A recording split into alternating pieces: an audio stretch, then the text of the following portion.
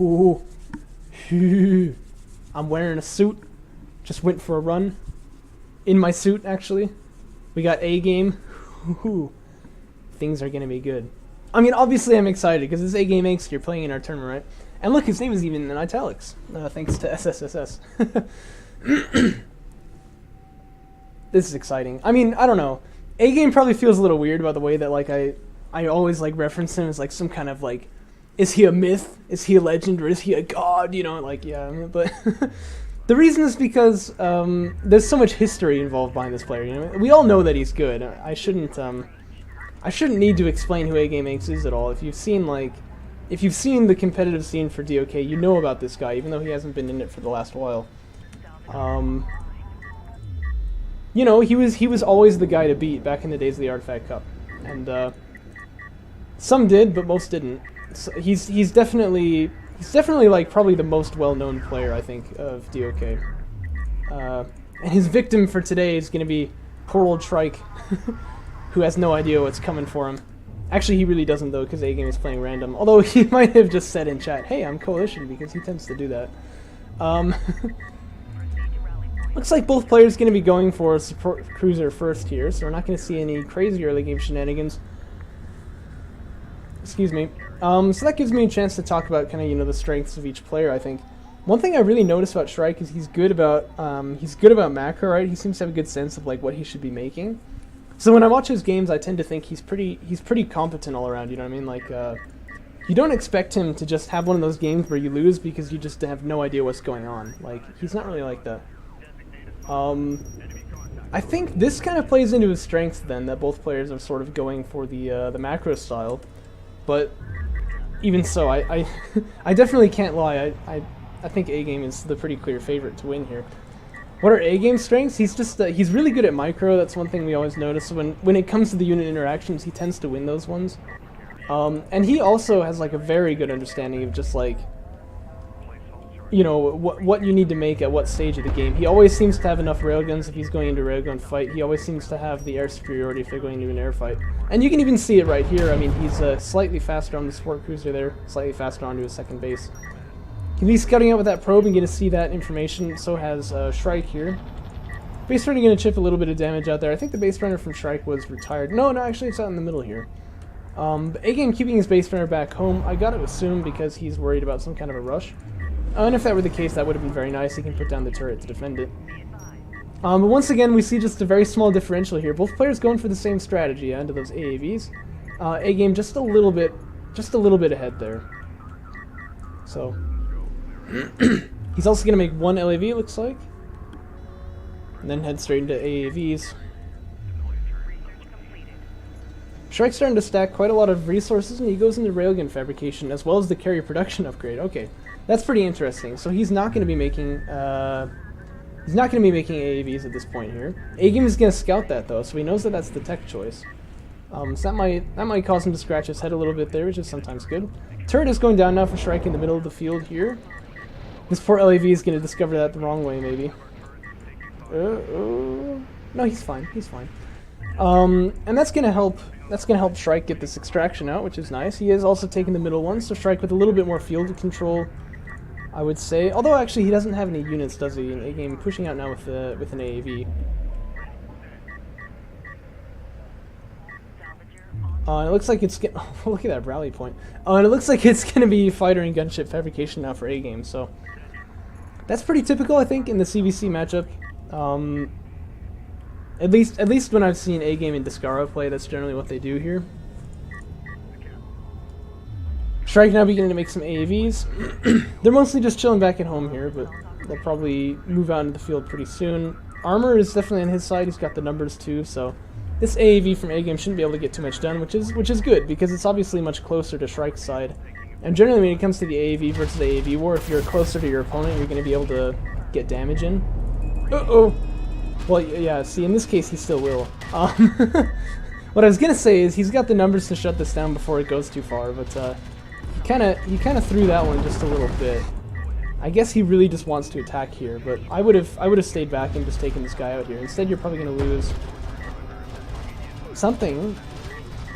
I'm not totally sure what A-Game is doing right here, but I thought he would have stayed to pick off the Salvager, but maybe he just wants to get damage on that Sport Cruiser. And actually, you know, going for air, I could see the idea there, but I think it's more likely he just kind of forgot about him for a second. So Railgun gonna pick him off. Don't. I guess he takes one more shot, huh? Okay, he does go down eventually. And it's about half the health off of that Sport Cruiser already, so... This could be a little annoying for A-Game, though, as these AAVs start pushing in. He's going to get Power Reserve 1 up. And missiles start slamming into that Sport Cruiser right there. And I think that is going to go down. Turret post gets set up right here, but it is over the dunes, so those AAVs still safe for now.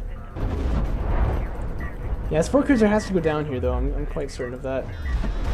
Shrike now going to get Sport Cruiser anti-air, but he doesn't have a Sport Cruiser, does he? Although, actually, keeping that thing... No, okay, that was actually pretty close. He was keeping it alive almost. But it's not to be. So that one does go down. Again, gonna smoke out the the resources right here so that he can avoid damage on the salvagers. And then Shrike's gonna... What's he smoking for there? I can't totally tell. Maybe for the turret. He might have thought that it had vision on him. But the air unit's gonna come in, finish the job off. And I think that this attack will be repelled, although this turret will go down too, right?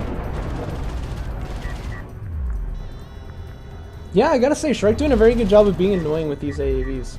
But the damage done definitely on his side has gotta be bigger. It's that, which has gotta hurt. Sport Cruiser down, right? Second Sport Cruiser's on the way, mind you, and Sport Cruiser anti-air is on the way as well. But A-Game definitely with like the clear lead in whatever you would call it. In economy, there we go. Definitely with the clear lead in economy at this stage of the game. These railguns here are also going to get punished a little bit by the strike fighters. They shouldn't be moving out without anti-air to cover them. There is an anti-air turret post right here, but one of them is going to eat it for that. And I think A-Game could probably strike again, but he wants to maybe be safe. No, he's going to go in for maybe not. It is always tricky, of course, to know if you're going to get hit or not by that anti-air turret post. In fact, I really thought it was going to fire a shot right there. Did you see that?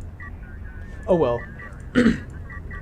Turret goes down in the middle as well, so field control also going to go to A-Game pretty soon once he just starts making some units.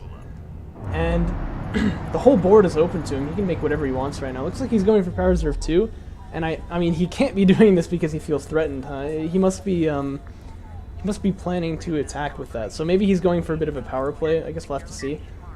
One thing I always notice about A-Game's play is that he makes a lot of base runners, and you can see he's done that here. He's going to pick up these 2 artifacts and go for a triple extraction.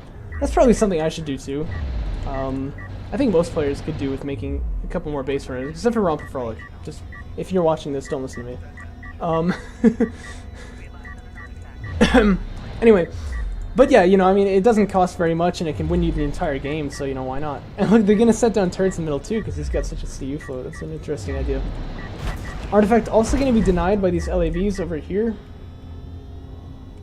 And these LAVs should be able to just take out the anti-air too. In fact, there's also not really any anti-strike craft stuff on the field right here, is there? But yeah, Sport Cruiser anti-air is incredibly powerful, but the unfortunate thing about it is it generally tends to be more defensive, yeah? And so in the mid-game, like where we are right now, it's going to make it so that Shrike really just can't get any field control here. And that may be a problem for him, especially as there's like a triple extraction going down here. And look at these turrets too, I mean, that's like insane. Never quite seen something like this before, but maybe A-Game is just really worried about like a counter-attack or something. Power 3 coming down now for A-Game's carrier. Sport Cruiser coming out to mid, but yeah, okay, that's what I expected. That looked like a bit of a misclick to me. Just, you know, there's a rally point set, he starts moving out to the rally point, he's like, wait a second. Didn't want to go out there.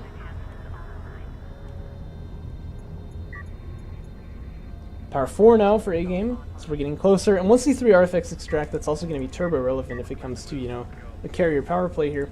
There are railguns for Shrike, mind you. And A-Game has not even begun to tech that way. I take it back, he definitely has. But just now, right? So it's not going to be hitting particularly quickly, but yeah, once we get to power 5, things could get pretty nasty here. A-Game doing his best to micro the strike fighters, get some missiles off without entering the range of the Sport Cruiser anti-air there. Always a little bit tricky. And in go the artifacts. So he's going to have a lot of carrier power, right? Quite a lot. Notice he hasn't overinvested into air. You don't want to do that in these kinds of, you know, if this is your strategy. Just want enough to get the damage done that you wanted to. Which he did, right? He took out that sport cruiser, and then you can use them to keep the field control, but generally you transition into something else. Although there are definitely cases where you can like invest further into air because your opponent just kind of keeps inviting you to. That's not bad, but so scoreline sitting at 3-1 now. What's the range of railgun? I think it's 2,100, right? But yeah, I'm just looking at like the turret missile range here for the carrier. You know how it gets to like 2,000 meters. It's crazy. I think it actually is almost the range of a railgun. Again, you're going to come in here with the Strike fighters. There is a support cruiser in the area, so that's definitely what Shrike wants to be doing. He's going to smite down that probe right there. And that's going to dissuade A-Game from using his air here, I believe. And this is actually, I mean, like I was saying about Shrike, you know, he definitely seems to be pretty competent, doesn't he? I mean, he knows he's behind, but he's still got this huge blob of railguns here. And this is really pretty good from him. Going into battlecruiser fabrication, maybe not so much. But I don't know, it could turn out to be pretty effective. So he's got the army here that he would want to have. And if the fight goes down right now, he should still lose to A-Game's monster carrier here, but not as hard as he could if he took the fight later on, right? You can see he's taking the railgun war fairly well. What are the upgrades looking like here? Upgrades are actually much better for Shrike, aren't they? Here come the LAVs. This is really the nail in the coffin, I think. Although A-Game gonna lose quite a lot of air units here just flying over that support cruiser. Maybe he's forgotten about them. But yeah, this backstab here is gonna be just absolutely grody. Railgun numbers beginning to inflate for A-Game here. There's only 6 left now for Shrike. And A-Game's carrier is starting to put more power into the weapons and starting to charge forward with it.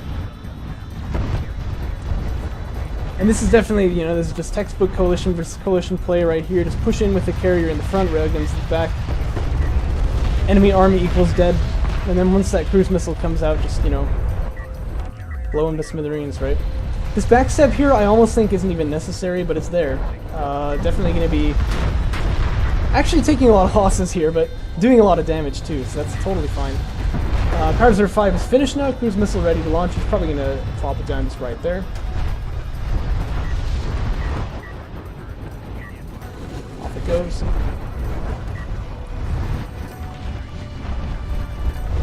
So Shrike's carrier down to about 50%, railguns closing the net, A-Game's carrier pushing in as well, and that has got to be game. A-Game, that is. Whoa.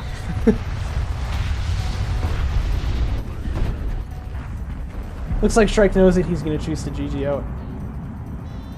Well done by both players. I'm quite impressed with Shrike here, you know, because I think he was playing pretty well.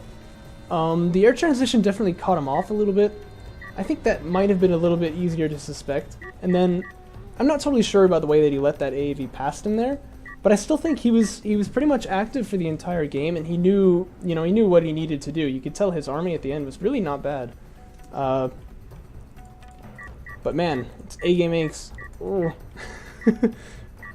I'm just really excited to see him back in the tournament scene. I don't know if he's staying, but even having him for one tournament, it's pretty cool. I've definitely missed watching him play, and this was a pretty good replay from him. So I hope you enjoyed it too. I think I'll go ahead and cast one more, and then we'll call it a night.